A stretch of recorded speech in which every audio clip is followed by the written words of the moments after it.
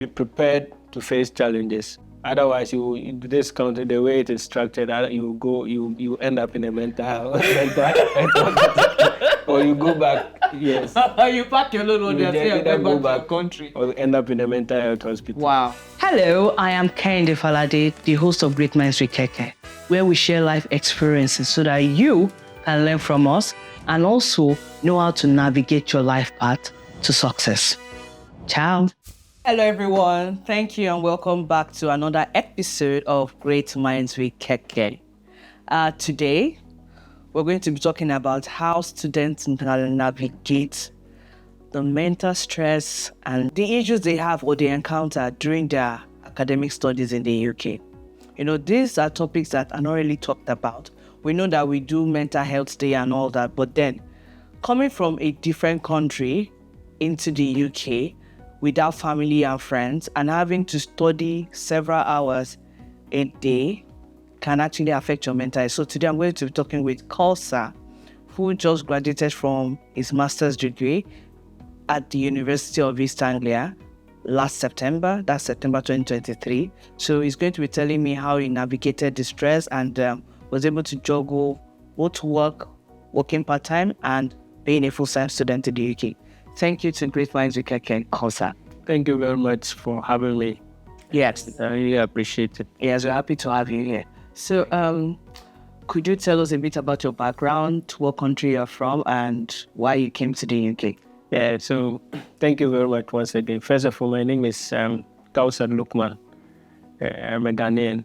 Okay. I come from Ghana, from northern part of Ghana. I live in Kumasi. I've been living in Kumasi all my life. Yeah, but I come from Yendi. Yendi. Yeah. And for me, I've always wanted to come to the UK, not necessarily the UK, to study abroad. So finally, I got myself here. So, yeah, it has been a struggle. A struggle. Yeah.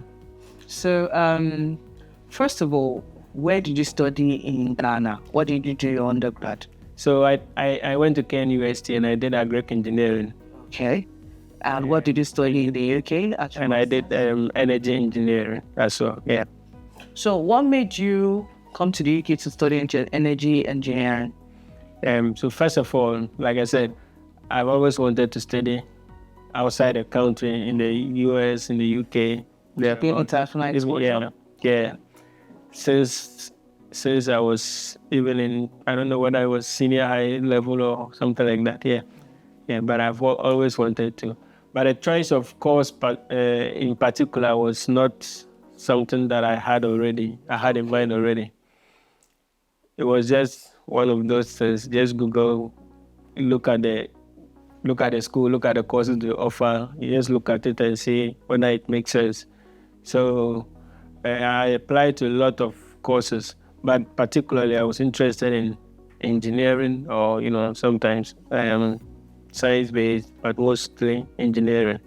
So I just chanced upon energy engineering, and then I read a bit about it and said, this sounds nice. And then I applied to it. So why did you choose to study in the University of East Anglia among all the UK universities? Well, so I applied to universities across the United Kingdom, about 3 or 4 of them. Okay. In fact, I even had 3 or 4 admissions. Wow. Yeah, but I just chose UAE because first of all the conditions were favorable. Okay.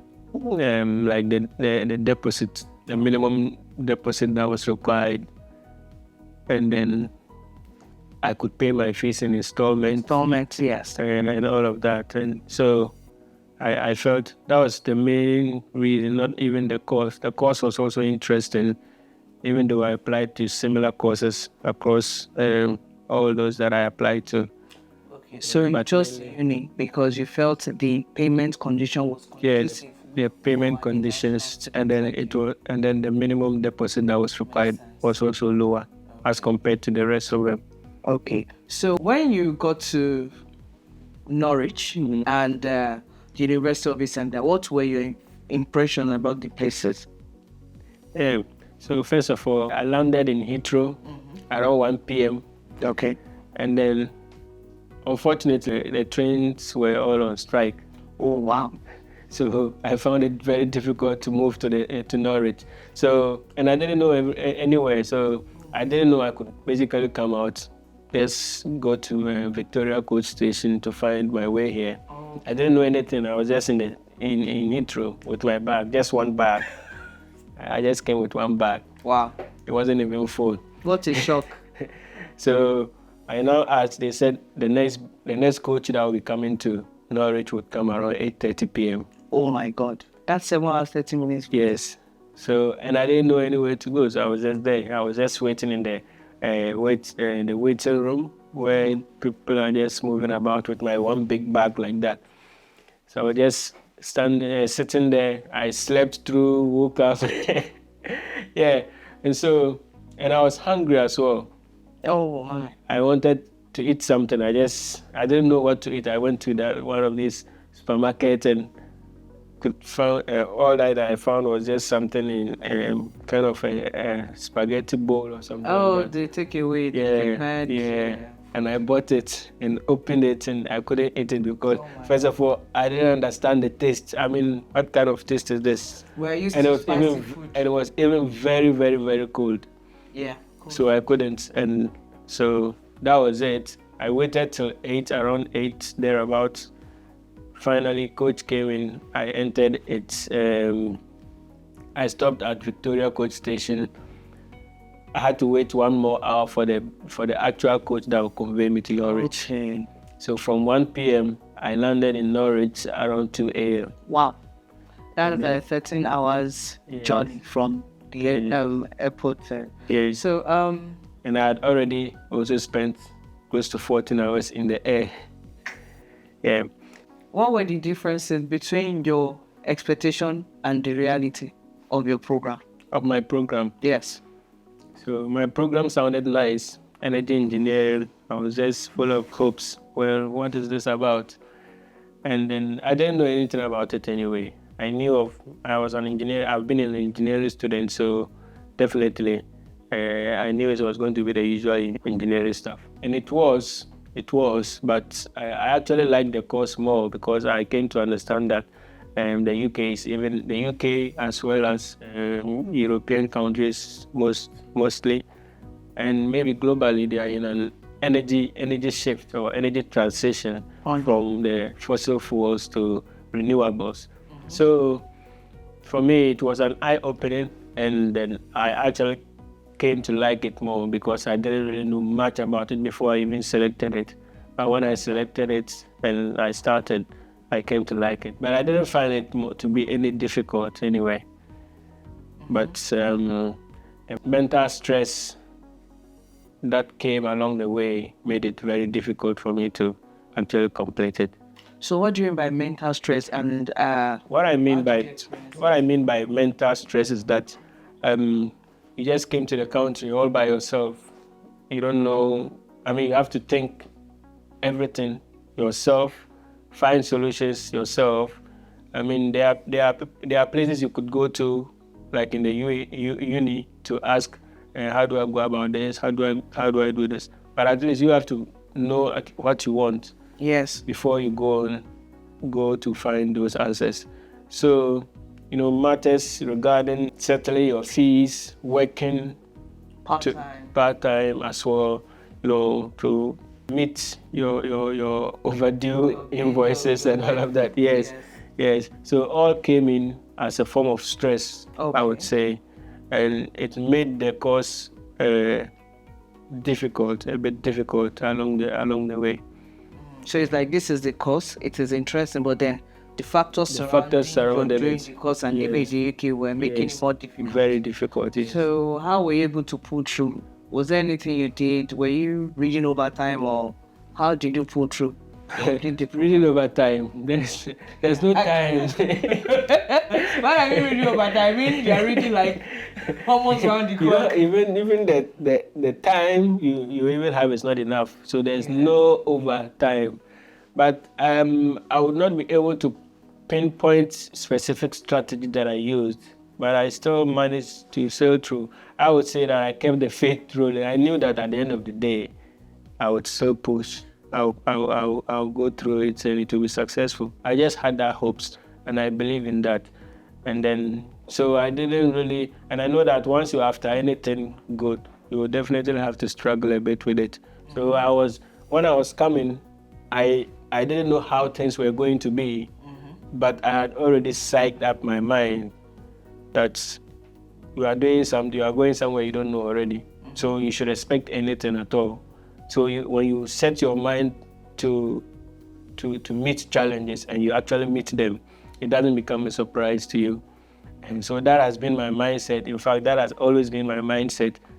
Once I want to do something and I know it is daring or it is on the right path, it's something beneficial to me, I expect some challenges along the way. So you mentally prepare yourself for Yes, challenges yes, ahead so that you yes. don't get Yes. shock.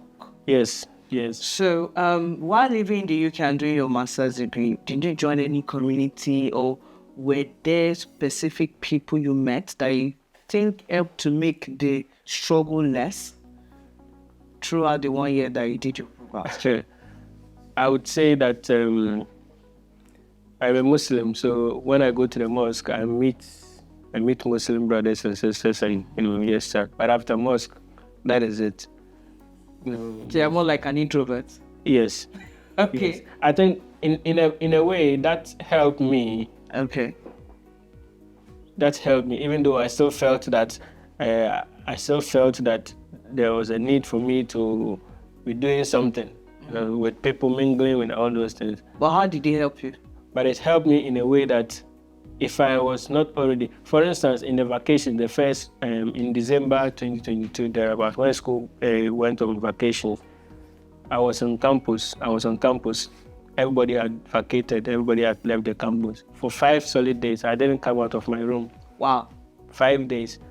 So I mean, my flat was, I shared a flat with another student. He was in his flat and my flat, but we shared a kitchen and then So you're doing toilets and terrace? Constable terrace, yes. Okay. Yes. So he had left, everybody had left. So all that I only came out of my door to the kitchen or to the toilets, the washroom there, but not even outside of the flat for 5 days. And for the 5 days, I used to look through the window and I didn't see any human being. I would just see one car parked there. I would just see a car parked in the parking lane, and then maybe I will not see it again. I don't know the specific time the person came to take it. For 5 days, I didn't see a human being. So how was that to your advantage? So, no, I'm just saying that if I were to be an extrovert, I should say, it would have been more damaging to me. Okay, so you're But it's really because- used to being by yourself. Yeah, being by myself. So I felt that fact. And I came out at the end of the 5th day because I was going to the mosque. How to pray? Yes, on Friday. It was on Friday. So from Sunday to Friday, I was indoors because there was no work for me to do. As in my agency that I was working with, they were not calling me for any shift. I didn't have any friends that I could go to, and I didn't know anywhere in Norwich. So you're not part of the Ghana Student Society? I am in the group. We have a group in the WhatsApp But group. you're not Not one on of the the. silent members. So Yeah. coming to study in the UK, I actually make noise in the group. Actually, I used to make noise in the group, but you're not. but you don't see them. Yeah, you go don't. physically. No.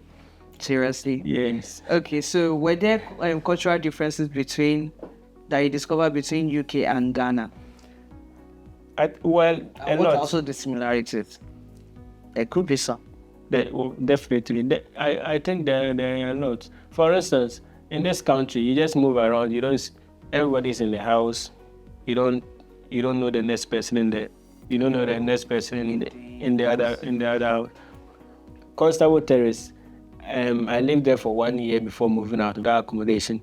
But then I think even the next door member, a student, the next door, I think I only got to know him at the latter part. I can attest. And I think I even met him outside and didn't know he was in just next to me.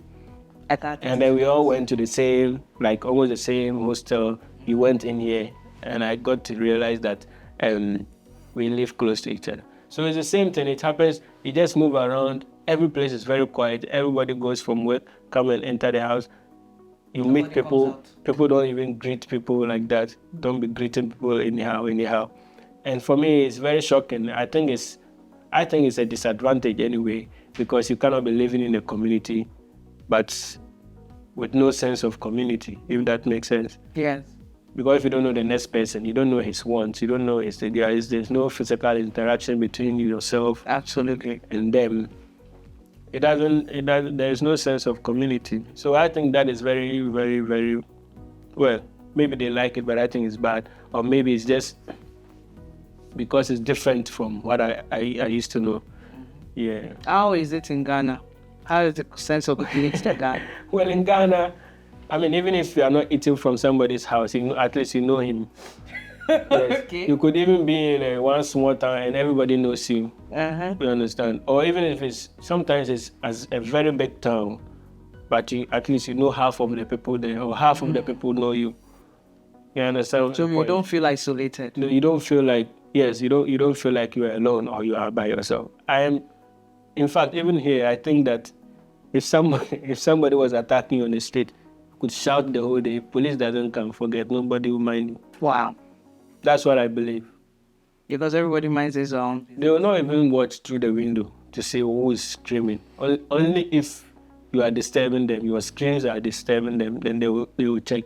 That's what I believe. Or call the police to come and see what. And they will just call the police even on you that there's one madman making noise over there. Yeah. So that's one shock. Any other Yeah. shock you experienced or you encountered since you've been in the UK? And one nice thing I think about them as well, they are very polite. The white people are very polite. Even if he or she wants to mean anything bad, they will still say it nicely. You understand? And getting into the bus, if you came late, you don't rush to enter. They will just, your place, just wait. Mm-hmm. And if you are rushing, they will just allow you to go. You are the one that wants to go, right? Go. Yeah, I think They take their time. Yeah, they take their They are time, ordered. do things, yes. Yeah. If you came and you meet people in the queue, even though it's not an ordered queue, you understand? But you know that you came to meet people, so you don't rush to enter first. But I tend to think it's particular to Norwich because when I go to London, sometimes I feel like, what is going on here? I've gone to London and I was expecting queue. Everybody just was like, I was not feeling like, wait, am I still in the UK? Well, I would say it's because London is very chaotic. Yes. It's very, very chaotic. Everything the place is so busy. And I think there's a lot of different culture. Everybody is there, so definitely to change the culture a bit. So, what advice do you give to someone who is coming from Ghana or any part of Africa that wants to study in the UK and doesn't really have the full information? Like you didn't have information that you could go through a different route, instead of just waiting for 7 hours, 30 minutes in London at London Heathrow. So, what advice do you give to the person? So if someone is coming, or if someone plans to, first of all, I would say it's a very good thing. Amidst all the challenges and everything, it's still an advantage, I believe. But you should prepare as well.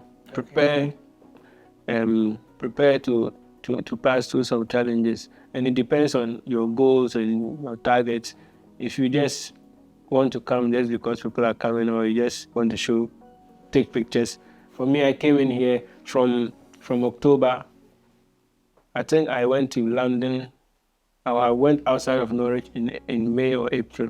Wow. Of 2023. Close to 6, like 9 months. Yeah. 9 months. Yeah, something like that. Since 8, 7 months. Yeah. I had not left outside Norwich. I didn't even know London apart from the Heathrow that I went to. You only passed through London. I only passed through. In fact, it was even in the night because from 1 o'clock I didn't leave the airport. I only left the airport around 8 p.m. And I even slept throughout the journey to Norwich. No, that's actually similar to me because I came September 2021. It was June 2022 that I went for London Tech Week. And I went back to London just to visit London. And then my friends, like two other friends of mine, two Indian friends of mine, Ish and Wayne, we decided, okay, you know what, we'll do 3 days tour in London and we'll explore. And this let us even experience this. Yes, and it was holiday yes, period. We had yes, already yes. finished all our coursework because during coursework, we couldn't even think of anything other than academic excellence. Yes. Yes. Yes. So I would say they should just have that in mind. If it's just pictures you want, you can just land in London, enter the museums, go around and take the picture. That is why, for me, I don't even have till now. I still don't have enough pictures and all of that, and I don't even post because I'm too mentally stressed now to be posting things for people to be believing that maybe this guy is doing well. No, I beg, I'm not doing well. You're still trying to understand Yes, this. you understand. I have improved. Yeah. In terms of, I am on course to getting all that I wanted. Yeah, but I don't just, for me, maybe it's just me, but I don't want to be posting, if you post a nice picture, someone will say, this guy, he will just assume everything for what you are experiencing, what your enjoyment are likely to be. But no, don't have that. Because there's no way you can project the struggles that comes along with it. You can't project it through The pictures. enjoyments, you understand? And most people don't even know. And I want people to, I want people to appreciate the struggles because it's actually true struggles, you understand? So I don't like posting a lot of pictures and all of that. Yeah. Maybe there'll be a time. I've not done my graduation yet in July. Yes. Definitely I'll flood. Yes. You flood people's timeline. Yes, I'll flood it. I'll flood people. I'll flood my timelines, all my social media handles with it. So now that you finished your program, what is your, you don't need to tell us specifically, but what kind of goals do you have next? Yeah, so what I intend doing is, like I said, I just chose the course because it sounded nice and it was an engineering course, like courses that I wanted. But I also realized that there's a lot of opportunities in this sector, energy engineering, from normal traditional fossil fuels to greener or renewables. Yeah. So I know there's a lot of opportunities there, and I want to find out myself in be doing proper energy engineer or doing proper engineering job somewhere. And I know normally in this UK too, regardless of your experiences anywhere, they just say, okay, fine, you have a good CV, you are doing all these things. So do you have any UK experience? No. If you don't have it, even if you get the opportunity, you have to start from below. Yeah. Yes, you understand. Yes. So for now, I am waiting on my post-study visa. I'm expecting to get it. And then from then, I have planned myself in a way that I'm still going to start, even if it is just something that I would just be doing, entry-level position, even if the pay is very, very low, I don't mind. So far as I could do other things to cater for my bills and everything. I always say that, no, it's not anybody that forced me to come here. So I don't actually owe people that access. Someone will just say, oh, this one is doing this. Why don't you just do this? Why don't you just find some COS and maybe after 3 years? No. People advise me on You understand? things as well. No, I had to nobody seek sent out. me. That's what people advise you, like skin cost. Okay, the food. Why is it kind of Even me, I never even noticed the sound. Alright. True all that. People advise me on a lot of things as well, but I had to sieve out, and I took time to myself. I wouldn't go out. I had to reflect. What exactly did I want to do? Why did I had to go back to the original goal of coming in the first sector. Yes, it's very important. Is it serious I'm chasing, or is it to do my own thing? And how do I even start? So yeah, people very will, important. and it's out of their own goodness. Yeah, it's They're trying out to of, help yeah, you. it's good. But then, I mean, for them, they think they are doing well. And I think it's a very good advice because your posterity doesn't count towards your stay. And you need to be staying here to achieve what you want to achieve here. Yes.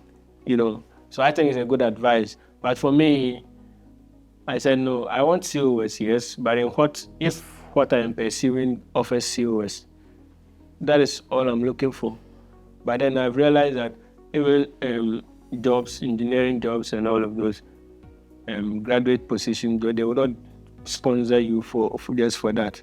They would like to do. They want to work with you to see whether you fit Exactly. well that they do. So I'm just offering myself that chance to. I just want to enter into one of those kind of businesses, one of those organizations, and I'm very sure by the end of the 2-year period, I would Made your secure decision. Yeah, I will secure something within.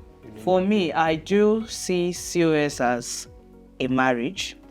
You want to date first before you marry, because once you get COS, it may be hard to get out of the COS, like to change company. So I see the post-study work visa as an opportunity for you to negotiate, to reflect. Do I really want to stay here? Do I really want to be here? Do I really want to get serious and see myself working for this company for the next 5 years? So to me, I see COS as that post-study work visa as that freedom time, Yes. 2 years to explore, and then make your decision before it ends, whether you stay, whether you leave, or whether you move to a different country or Yes. something. Yeah, it's for me. That is the thing. You just said it all. Thank you very much for sharing your journey with us. Yes. And I'm actually glad that you came, even though you're having. Even though I'm having a sore throat, kata, and all of that. Yeah. I really appreciate it, and I don't take it lightly. So thank you very much, viewers, for listening to the discussion of Kawsar and I. And I know you may have thought, oh, what is going to be discussed during this episode, but then you've heard. And I hope you actually learn a lot as well. And kindly drop your comment below, give us feedback so that from there we can know what other topics you would like us to discuss about. You know, sometimes I can talk alone, but then having someone share their own experiences also give a different insight into the journey of everybody in the UK and in other places. And I also hope we all work together to achieve our goals. And I hope you get your COS Yeah, I would. when needed. And I also hope you get your post-study work visa, because that's the one you're applied for right now. Yes. So thank you, everyone. And I hope to So maybe see you. One final thing. Let me just Oh, chip in. Like, if you're planning of coming to the UK, to USA or outside of your country, just set your targets. yes. Set your targets. Know what you want. Know what you want. And secondly, find other ways to achieve it, like alternative means of getting to what you want. So like different pathways. Yeah, different pathways. Yes, and be committed to it. Yes. Even if it has to do with you sacrificing. Yeah, and then be prepared to face challenges. Otherwise, this country, the way it is structured, you end up in a mental or you go back. Yes. You pack your load on You there, then say, either go back to your country. or end up in a mental health hospital. Wow. Yes. Thank you very much for that insight. I really appreciate Thank you. the opportunity as well. Thank you very much. Thank you. Yes. Thank you, viewers. Thank you very much to all viewers, and we'll see you next week. Same time. Bye. Thank you for watching this episode of Great Minds with Keke. We upload new episodes every Saturday, so don't forget to subscribe. Ciao.